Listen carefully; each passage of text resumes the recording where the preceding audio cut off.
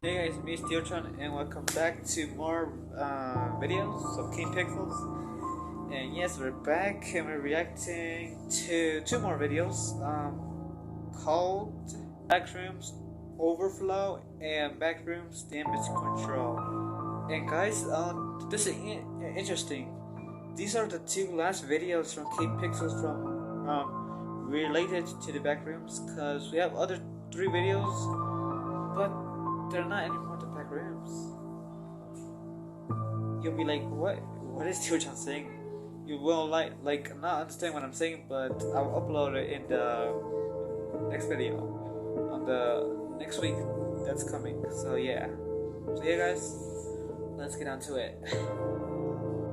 Alright, so I'm gonna be reacting to this first video called Backroom Overflow. So I'm gonna play this in 3, 2, 1, boom.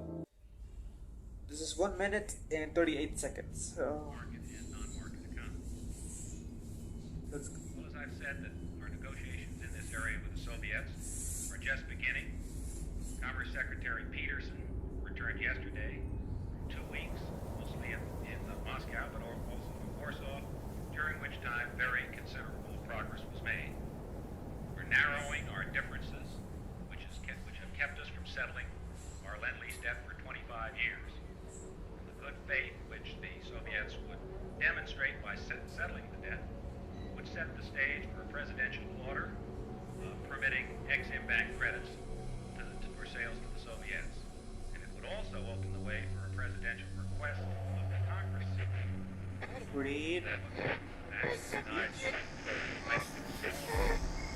What? Overload. Yo, what's happening?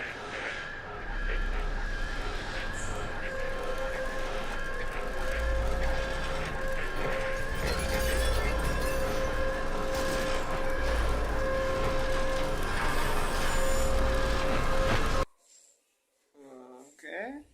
What was that name at the end?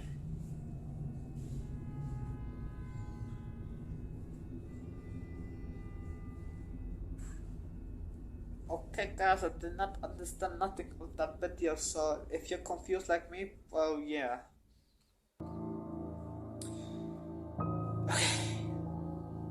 I did not know what the heck I just watched.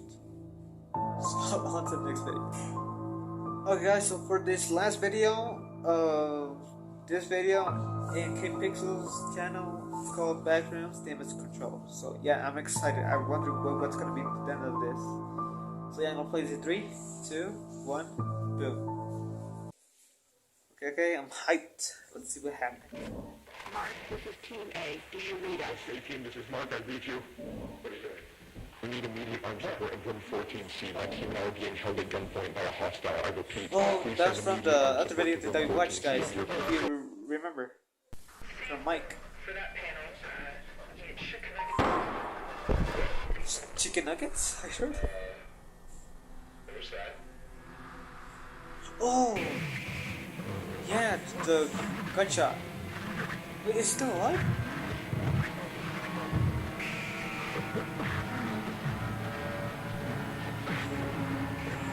Oh my god.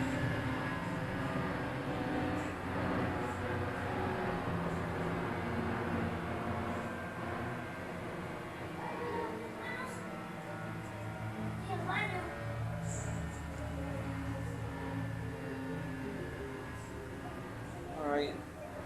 Oh! Wait, that's Mike. He's running. He escaped. Wait. Oh. Yeah. He's like confused because he was lost a long time in the back room. It's been like months. Yep. Alright, so like he's scared. He can't trust no one. Like everybody say, back off. I don't know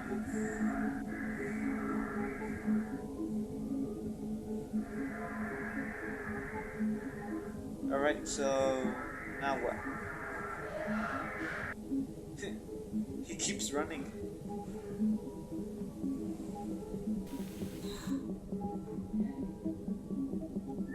Damn, he runs fast. Alright. Oh, that's the security game, I guess.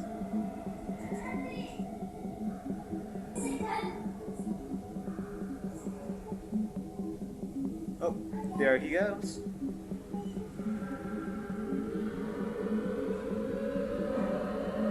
I think he's scared. And he's gone. And he closed the door. Okay, just chillax. Thank you all once again for your patience on this.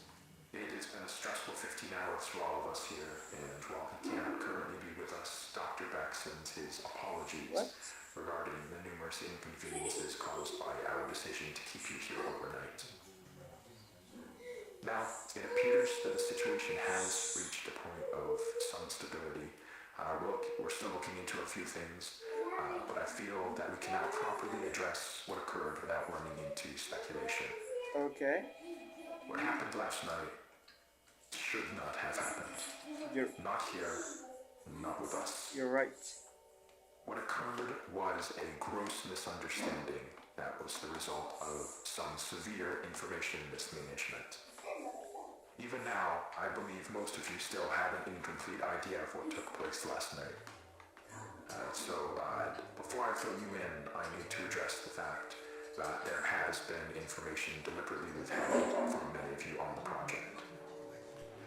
Now, these choices were not made lightly and were done for only the best of reasons. However, I want to make it abundantly clear that following the events of last night, it has been proven to us that that method of conducting ourselves was not viable. So, I'm coming to you now to correct this mistake and begin delivering the authentic order of events as we understand them. Okay. On the morning of March 1st, a team of 4 researchers was sent into the complex to conduct a routine layout analysis. Oh, yeah. George Levy, Marvin Lee, Ronald McCarthy, and Peter Tench. At around 12:25 p.m., the group realized that they had lost track of Tench while traversing a previously accessed branch of hallways. As you'll recall, this prompted an immediate withdrawal of response back to standard, followed by several days of significant search efforts. However, those ultimately yielded nothing, and as far as any of us were concerned, Tench had simply vanished, leaving no physical trace. Oh, he vanished. Now, for obvious reasons, that wasn't something that we could disclose to the public. So, roughly 2 weeks following his disappearance, our security team was forced to put together a more acceptable cause of death that would keep attention away from this institute and provide closure to the family. So, that is all close to common knowledge, I presume. Not all of you were with us at the time of the incident. However, you're certainly aware of the effects it has had on our internal procedures over the past few months. Regardless, that was where Tench's involvement in this came to an end. Or, at least, that's what we assumed. Because on May 8th, at approximately 5:30 p.m., a motion alert was sent out from the complex, which was closed off at the time. One of our senior engineers was sent down to assess the situation, and discovered a male dressed in hazard gear who we were able to identify as Peter Tench. Immediately following this discovery, Tench was moved to a secure room on this floor where, over the following days, a select group of doctors were able to administer a panel of tests in order to determine what had happened to Peter in the 2 months he had been gone. Oh, yeah. Those tests yielded very little useful information. By all measures, Peter appeared to be in excellent health. However, we were still provided one very useful tool in understanding how the situation unfolded from his perspective. Yeah. Some of you may recall that on the day of his disappearance, Tench was his team's designated camera operator. Well, when we recovered him, he still had that camera in his possession, and in fact had documented the entire ordeal. The footage will be presented in its entirety later today. However, for the purpose of this discussion, I will only be highlighting key events. Okay. This is interesting. This is the hallway where Peter was last seen. They're not in view, but you can hear the others walking behind him. Yeah. Now, as he approaches the branch on the right here, Oh, pay yep. close attention I to the remember. Guys, you hear this?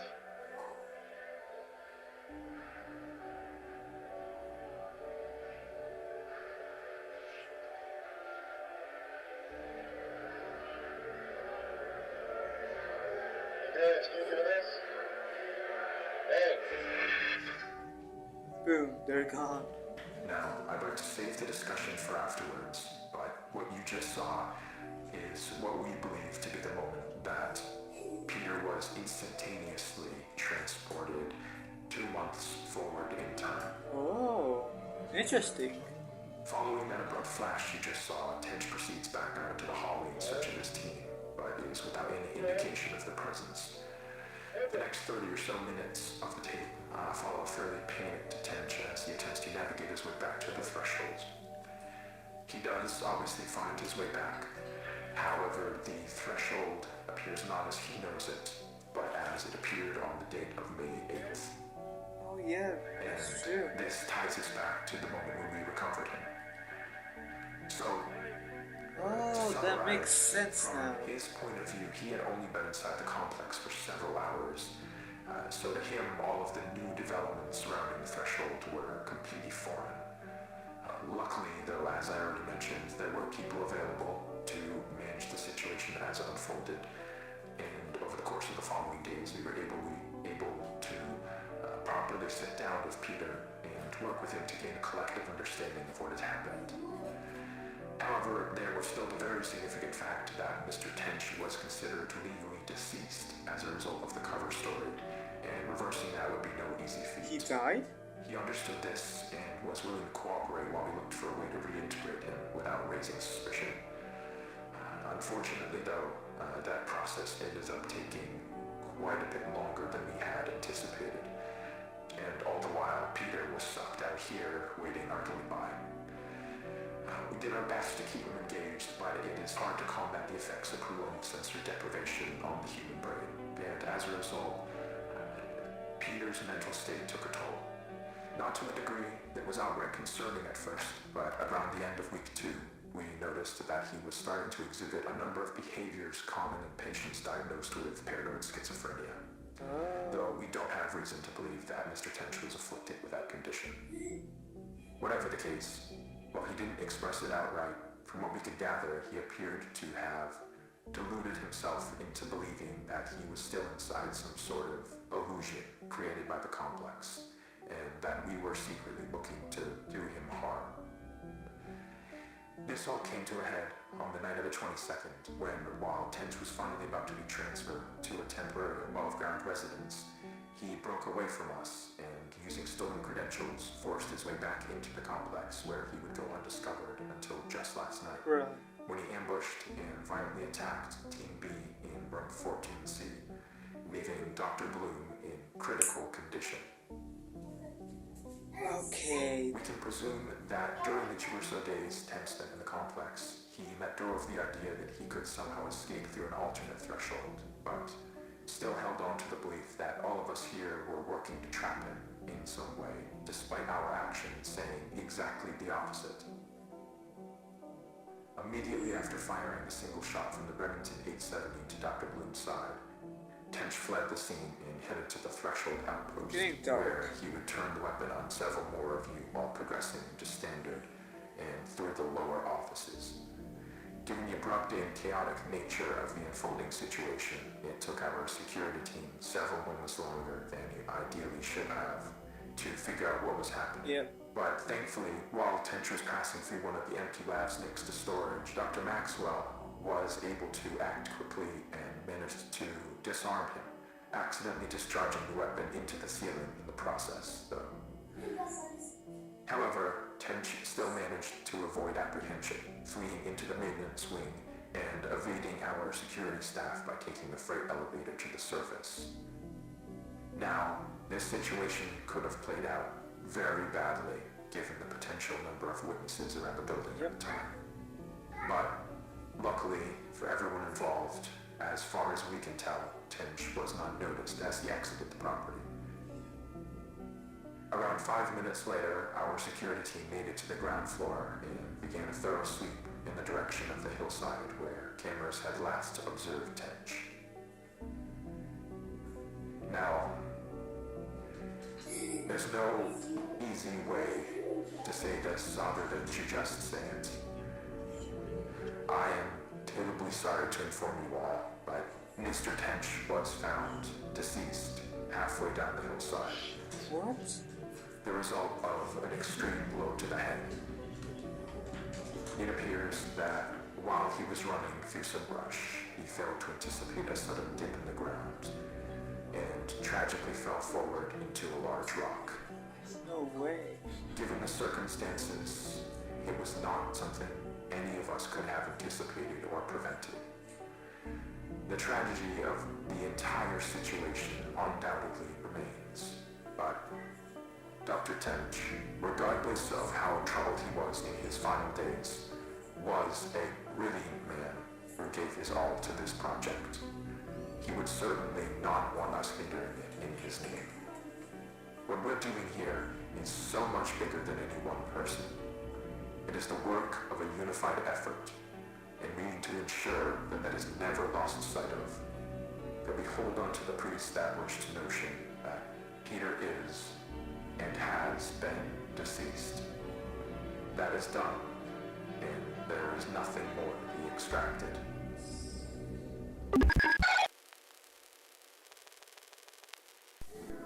Okay.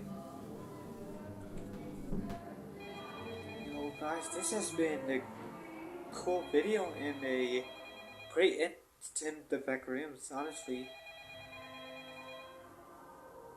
Right, who's gonna answer the phone?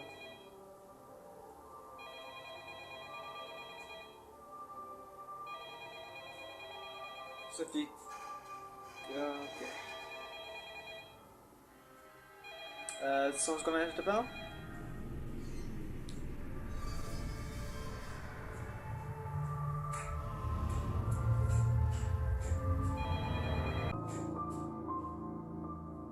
It just ends there. Bruh.